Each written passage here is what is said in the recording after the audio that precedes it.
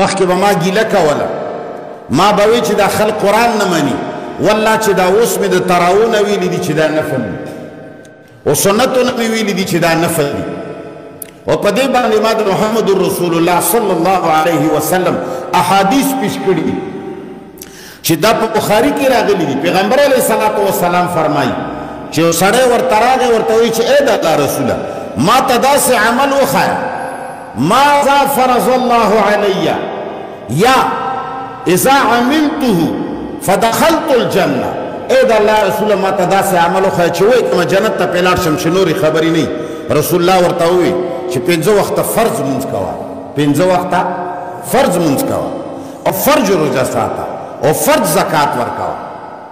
او عبادت کوه شرک نه کوه هغه ووایي چې والله والذي نفسي بيده زما د په هغه ذات قسم وي چې د چا په لاس کې زما روح ده لا انقص على هذا ولا ازيد على نه به دې نه زیاتې کوم نه به کمې کوم یعنې نه به بل نفلي عبادت کوم د فرضو نه علاوه او نه به په دې فرضو کې کمې راولم پیغمبر علیه الصلاۃ والسلام خلکو ته وایي چې که څوک جنتي لیدل غواړي دا سړی بیا د همدې بخاري او د مسلم روایات دي چې پیغمبر علیه الصلاۃ والسلام فرمایي چې کله الله تعالی د مانځه حساب غواړي نو چې چا په فرض مانځه کې کمې راشي نو بیا به ورته امر وشي چې هل عبدي آیا زما د بنده دپاره شته د سوال فریضه د فرض نه علاوه بل څه شی شته نو وایي بیا چې د بنده کم نفل کړي دي هغو نفلو نه به د دې فرضو کمې پوره شي سنت نه دي یاد شي نو اوس خلقو غور اخیستی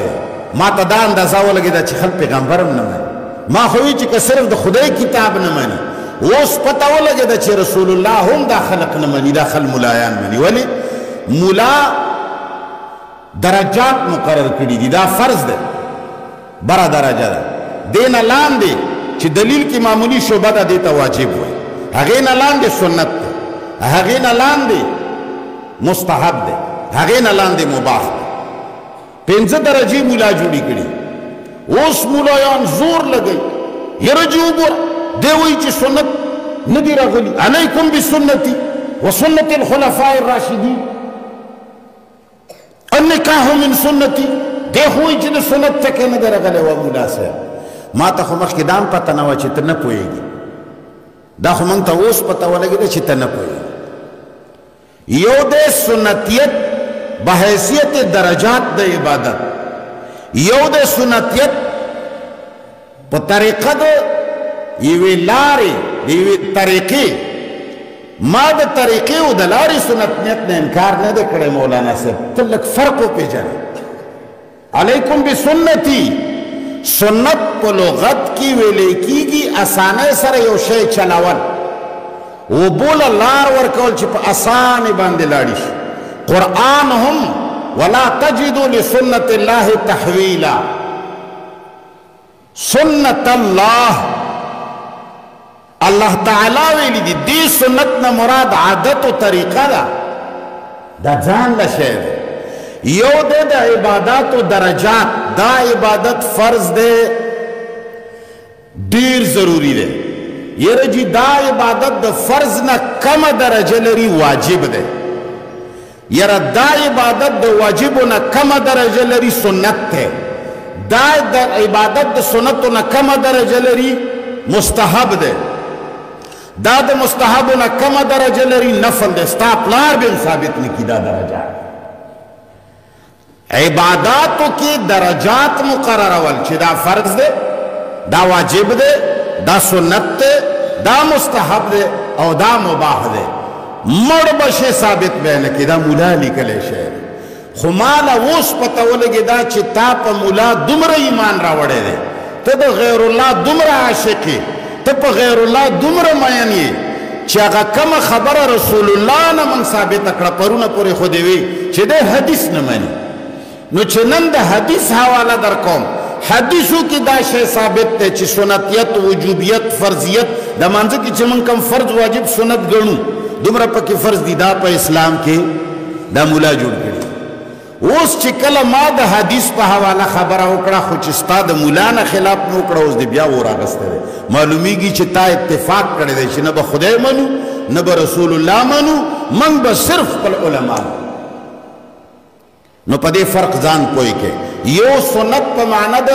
شارع او د لارې او د طریقې دی په دې معنا سنتیت ثابت دی یاره دا د پیغمبر طریقه ده یاره دا د پیغمبر طریقه ده یاره دا د پیغمبر دې معنا باندې سنتیت شته